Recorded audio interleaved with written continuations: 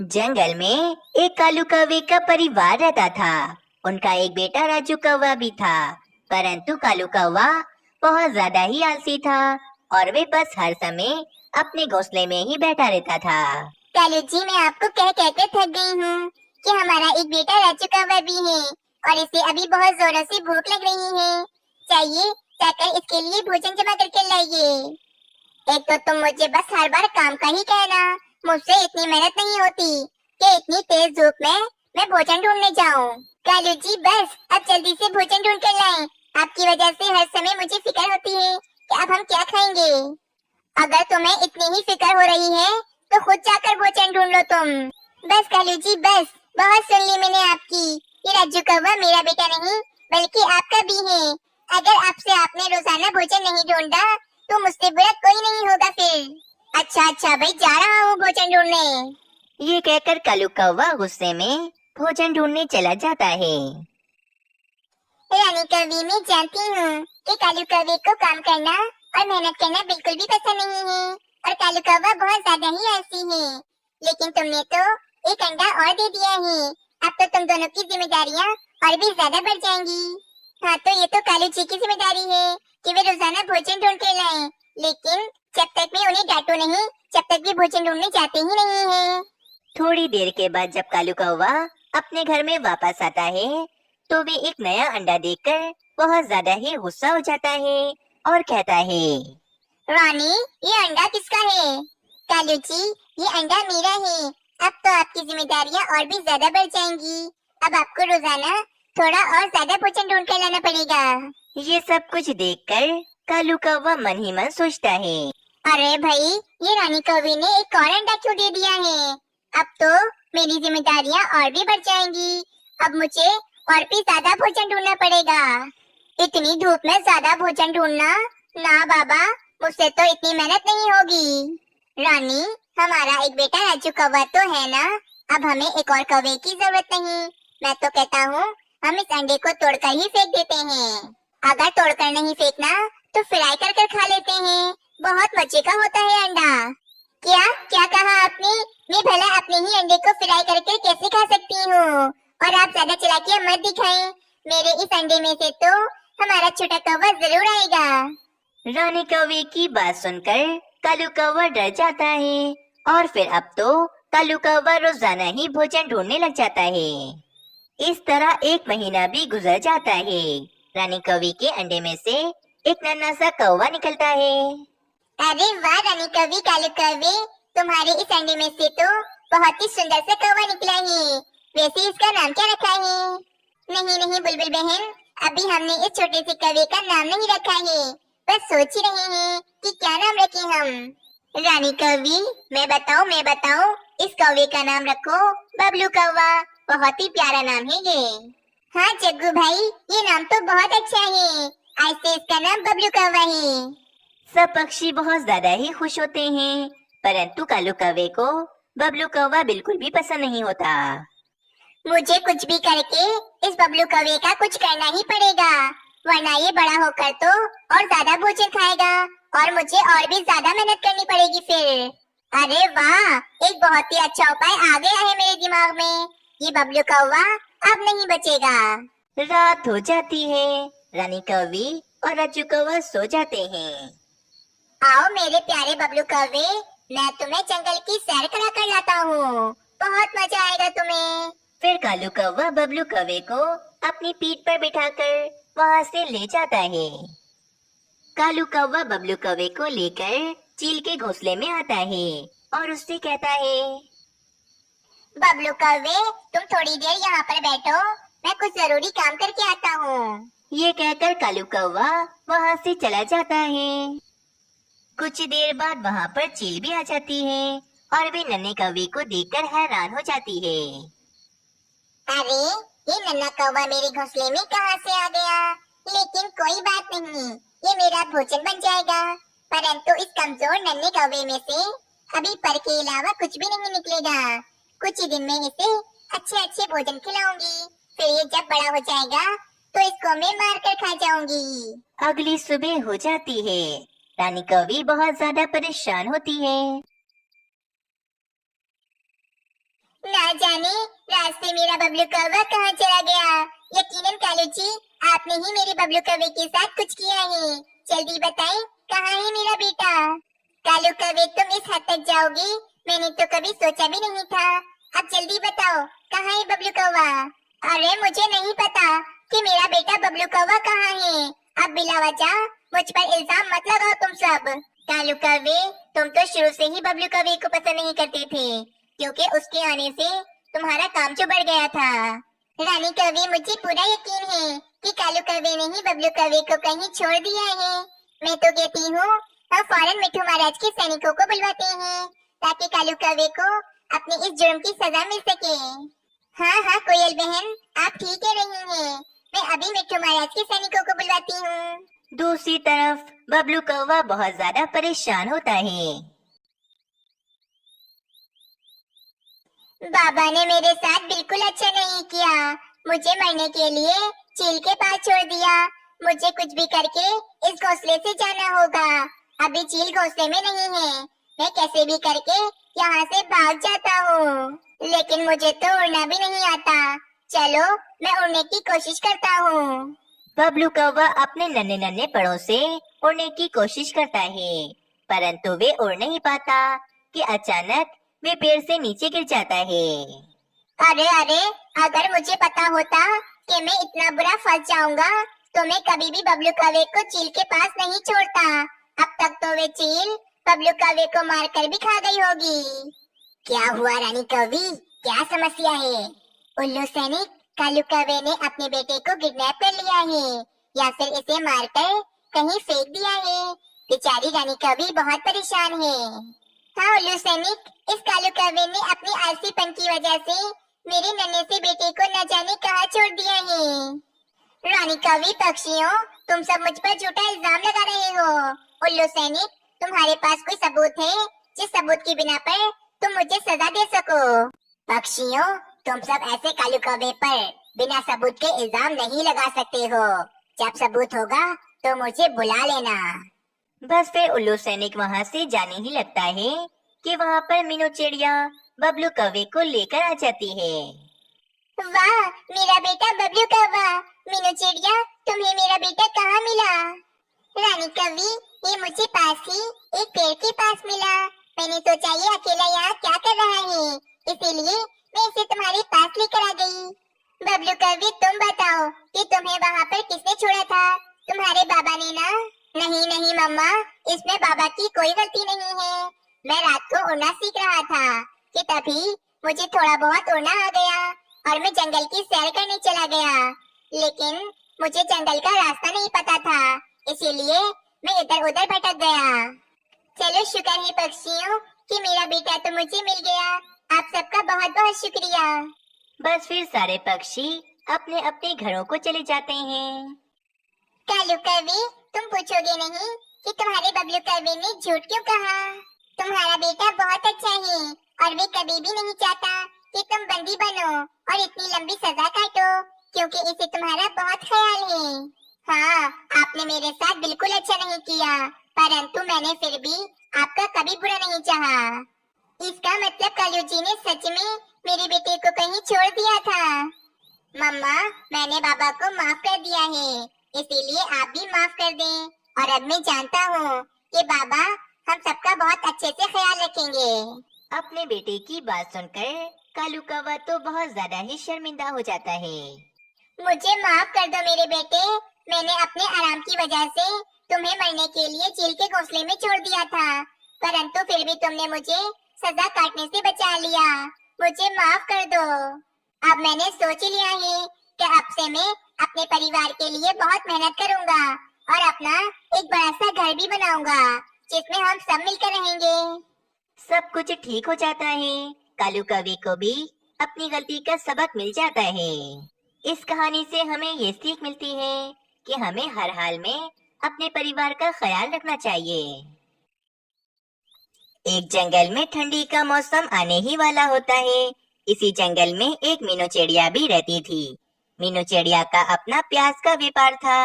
मीनू चिड़िया प्याज बेचकर अपना गुजर बसर करती थी। आजकल तो मेरा व्यापार बहुत अच्छा चल रहा है। अब तो जंगल के सभी पक्षी मुझसे ही प्याज खरीदते हैं। हाँ तो क्यों ना खरीदे मीनू चिड़िया तुमसे प्याज, तुम इतनी ज्यादा ताजी और बड़ी बड़ी प्याज जो बेचती हो। अच्छा चलो मीनू चिड़िया, जल्दी से मुझे 1 किलो प्याज दे दो, आज मैं प्याज की सब्जी बनाकर खाऊंगा। ये सब कुछ चल रहा होता है कि अचानक आसमान पर एक बड़ा काला बादल आ जाता है। पक्षियों पक्षियों, जल्दी से यहाँ पर आ जाओ सभी, मुझे तुम सब पक्षियों को एक बात बतानी है। बादल की तेज आवाज सुनकर सब पक्षी फौरन से बादल के पास आ जाते हैं। अरे बादल भैया, अभी पिछले महीने ही तो इतनी तेज बारिशें हुई थी हमारे जंगल में, अब दोबारा से आप हमारे जंगल में बारिशें करने आ गए। अरे अरे कालू कौवे पक्षियों, हमारे बादलों में काफी सारा पानी भर गया है और अब वे पानी खाली करने के लिए हम सभी जंगलों में बारिश करने वाले हैं। इसीलिए मैं तुम सब पक्षियों को यही बताने आया हूँ, बारिशें होने वाली हैं तुम्हारे जंगल में। तुम सब पक्षी जल्दी जल्दी अपने मजबूत से घर बना लो। अच्छा ठीक है बादल भैया, आपका बहुत शुक्रिया कि आपने पहले से ही हमें इस बात की खबर दे दी। ये सुनकर वे बादल भी वहाँ से चला जाता है। पक्षियों, अभी 1 महीने पहले ही हमारे जंगल में कितनी तूफानी बारिशें हुई थी और फिर से अब बारिशें होंगी। इस तरह तो हम सब पक्षियों का बहुत नुकसान हो जाएगा। अरे नहीं नहीं बुलबुल बहन, भले ही बादलों में ज्यादा पानी भर गया है, परंतु हमारे जंगल में जल्द ही ठंडी का मौसम भी आने ही वाला है। मुझे लगता है कि इस बार हमारे जंगल में तूफानी बारिशें नहीं होंगी। परंतु कालू कौवे, हमें फिर भी अपनी तैयारी तो मुकम्मल करनी ही चाहिए। अगर ऐसा न हुआ तो हमारा तो बहुत बड़ा नुकसान हो जाएगा। नहीं मीनू चिड़िया, घरों को मजबूत करने की कोई जरूरत नहीं है। वैसे भी हम सब पक्षियों ने ठंडी के कारण अपने घर ऊपर से बंद कर लिए हैं और मुझे भी ऐसा लगता है कि इस बार हमारे जंगल में तूफानी बारिशें नहीं होंगी। ठीक है पक्षियों, अगर तुम सबको ऐसा लगता है तो इस बार यकीनन हमारे जंगल में हल्की बारिशें ही होंगी। फिर सब पक्षी भी अपने अपने घर की तरफ चले जाते हैं। अगली सुबह हो जाती है। कालू कौवा मीनू चिड़िया के पास आता है और मीनू चिड़िया से कहता है, अरे मीनू चिड़िया, क्या हो गया? तुम्हारी तबीयत तो ठीक है ना? आज तुमने अपना प्याज का ठेला भी नहीं लगाया है। मुझे प्याज की बहुत जरूरत है। कालू कौवे, तुम्हें तो पता है ना कि आज किसी भी समय वे पानी से भरे बादल हमारे जंगल में आएंगे और बारिशें करेंगे। इसीलिए आज मैंने अपना प्याज का व्यापार बंद रखा है। मीनू चिड़िया, तुम जरा मौसम तो देखो, कितनी ज्यादा धूप निकली हुई है। ऐसे मौसम में कभी बारिशें नहीं होती हैं और आज तुमने अपना प्याज का ठेला नहीं लगाया तो इसी कारण सब पक्षी बहुत परेशान हैं। सब पक्षियों को प्याज की बहुत ज्यादा ही जरूरत है। अच्छा ठीक है कालू कौवे, अगर तुम सब पक्षी प्याज के लिए इतना परेशान हो तो मैं तुम सब के लिए अपना प्याज का ठेला लगा लेती हूँ और अगर बारिशें हो भी गयी तो हल्की बारिश में मेरी प्याज को कोई नुकसान नहीं पहुँचेगा। ये कहकर मीनू चिड़िया अपना प्याज का ठेला लगाने के लिए चली जाती है। मीनू चिड़िया अपना प्याज का ठेला लगा लेती है और एक एक पक्षी मीनू चिड़िया से प्याज खरीदकर अपने घर की तरफ जा रहा था। आज भी मीनू चिड़िया का धंधा काफी ज्यादा अच्छा हुआ था। मीनू चिड़िया काफी ज्यादा ही खुश थी कि अचानक आसमान पर काले काले बादल छा जाते हैं और जंगल में काफी ज्यादा तेज और तूफानी बारिश शुरू हो जाती है। अरे ये क्या हो गया? सब पक्षी तो कह रहे थे कि इस बार जंगल में तूफानी बारिशें नहीं होंगी, परंतु ये तो कितनी ज्यादा तेज बारिशें शुरू हो गई हैं। अब मैं अपने इतने सारे प्याज इस बारिश से कैसे बचाऊं? नहीं नहीं, मुझे कुछ न कुछ तो करके अपनी प्याज को बारिश से भीगने से बचाना ही होगा, वरना ये सारी प्याज गीली होकर खराब हो जाएंगी और मेरा बहुत बड़ा नुकसान हो जाएगा। फिर यूं ही मीनू चिड़िया चिंता में इधर उधर घूम रही होती है। कुछ देर के बाद मीनू चिड़िया अपने ठेले के ऊपर केले के बड़े बड़े पत्ते लाकर लगा लेती है, जिससे बारिश का पानी उसकी प्यास तक नहीं पहुंच रहा था। ये ठीक कर लिया मैंने। अब इन बड़े बड़े पत्तों की वजह से बारिश का पानी मेरी प्यास तक नहीं पहुंचेगा और मेरी प्यास खराब होने से बच जाएंगी। कुछ देर वे बड़े बड़े पत्ते लगे रहते हैं, परंतु तेज बारिश और तेज हवा के कारण वे बड़े बड़े पत्ते भी हवा में उड़ जाते हैं और मीनू चिड़िया काफी ज्यादा परेशान हो जाती है। ये क्या हो गया? मेरे बड़े बड़े पत्ते भी इन तेज हवाओं में उड़ गए हैं। अब मेरी प्याज दोबारा से बारिश में भीग रही है। अगर ऐसे ही मेरी प्याज बारिश में भीगती रही तो ये सारी प्याज खराब हो जाएंगी। मीनू चिड़िया ऐसे ही उदास बैठी होती है कि इसे सामने कालू कौवा दिखता है। कालू कौवे, तुम खुद तो बारिश में नहाकर बहुत मजे ले रहे हो और तुमने मुझे हल्की बारिश का कहकर मेरा ठेला लगवाया। अब देखो मेरी सारी प्याज कैसे बारिश में भीग रही हैं। परंतु मीनू चिड़िया, मुझे तो खुद अंदाजा नहीं था कि हमारे जंगल में इस बार भी इतनी तेज बारिशें होंगी। मैंने तो सिर्फ मशवरा दिया था तुम्हें, इसमें मेरी कोई गलती नहीं है। ये कहकर कालू कौवा वहाँ से चला जाता है। अगली सुबह बारिशें रुक जाती हैं और जंगल में हर तरफ काफी ज्यादा सुहाना मौसम हो जाता है। परंतु मीनू चिड़िया के साथ बहुत ही ज्यादा बुरा हुआ था, क्योंकि बारिश में भीगने के कारण उसकी सारी प्याज खराब हो गई थी और मीनू चिड़िया काफी ज्यादा उदास हो गई थी। अरे मीनू चिड़िया, तुम इतनी ज्यादा क्यों उदास हो? क्या हुआ है? क्या तुम सबको दिखाई नहीं दे रहा कि मेरी सभी प्याज खराब होते होते बची हैं? अगर तुम सब पक्षियों ने मेरी ये प्याज ना खरीदी तो मेरा बहुत बड़ा नुकसान हो जाएगा। और मेरी ये प्याज अभी ज्यादा खराब नहीं हुई है, सिर्फ गीली ही हुई है। तुम सब पक्षी ये सारी प्याज खरीद लो। नहीं नहीं मीनू चिड़िया, तुम्हारी ये सारी प्याजें गीली हो गई हैं और शायद ये थोड़ी थोड़ी खराब भी हो गई हैं। हम में से कोई भी पक्षी तुम्हारी ये प्याज नहीं खरीदेगा। और हाँ, इसमें सारी गलती भी तुम्हारी थी। क्यों तुमने अपने ठेले की छत नहीं बनाई थी, जिसके कारण बारिश का पानी तुम्हारे ठेले तक पहुंच रहा था। मीनू चिड़िया, कालू कौवा एकदम ठीक कह रहा है। ये प्याज अब खाने के लायक नहीं है, तो फिर तुमसे हम ये प्याज क्यों खरीदें? बस फिर इसी तरह कोई भी पक्षी मीनू चिड़िया की गीली प्याज नहीं खरीदता और वे सारी प्याज ऐसे ही रखी रहती हैं। अब इन प्याजों को रखने का क्या फायदा? ये मेरे किसी भी काम की नहीं है। परंतु मेरे बाबा कहते थे कि हम अपनी सूझबूझ से खराब चीजों से भी फायदा उठा सकते हैं। परंतु कैसे? फिर मीनू चिड़िया कुछ ही देर सोचने लगती है कि अचानक मीनू चिड़िया के दिमाग में एक बहुत ही अच्छा उपाय आता है। अगर मैं अपनी सारी प्याज को जमीन में लगा दूं, तो शायद दोबारा से मेरी एक बड़ी सी प्याज की फसल निकल आएगी। मैं ऐसा करके देखती हूँ।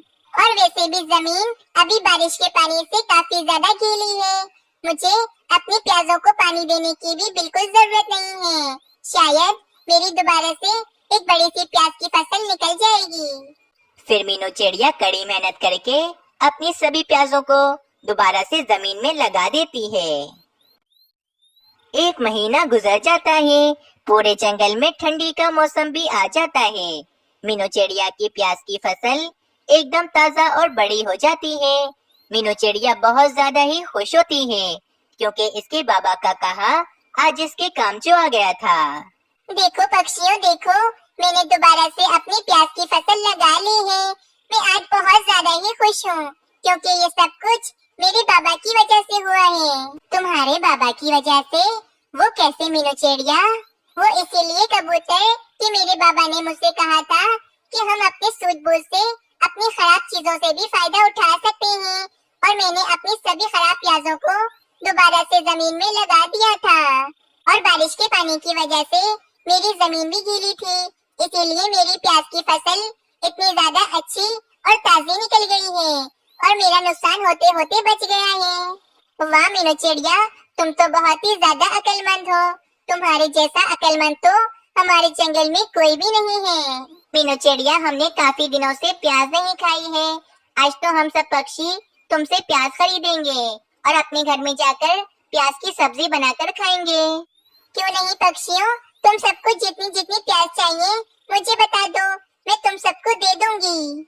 बस इसी तरह मीनू चिड़िया की अक्लमंदी की वजह से उसका नुकसान होते होते बच गया था। इस कहानी से हमें ये सीख मिलती है कि हम अपनी अक्लमंदी से खराब चीजों को भी सोना बना सकते हैं। अगर आप सबको ये कहानी अच्छी लगी तो चैनल को ज़रूर सब्सक्राइब करें और कमेंट सेक्शन में अपनी राय देना ना भूलें।